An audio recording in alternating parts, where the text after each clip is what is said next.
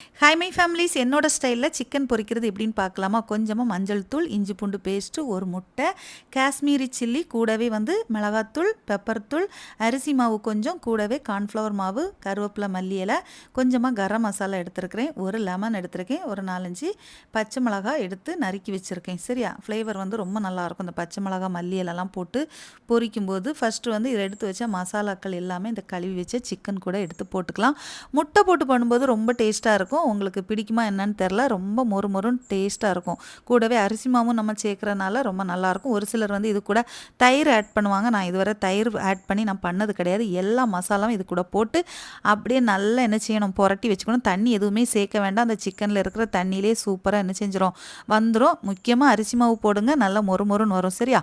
நான் லெமன் ஜூஸை ஊற்றுறதுக்கு மறந்துட்டேன், கடைசியாக தான் ஊற்றுனேன். எல்லாத்தையும் மிக்ஸ் பண்ணி 1/2 மணி நேரம் ஊற வச்சுட்டு தேங்காய் எண்ணெயில் இப்படி பொரித்து எடுக்கணுங்க.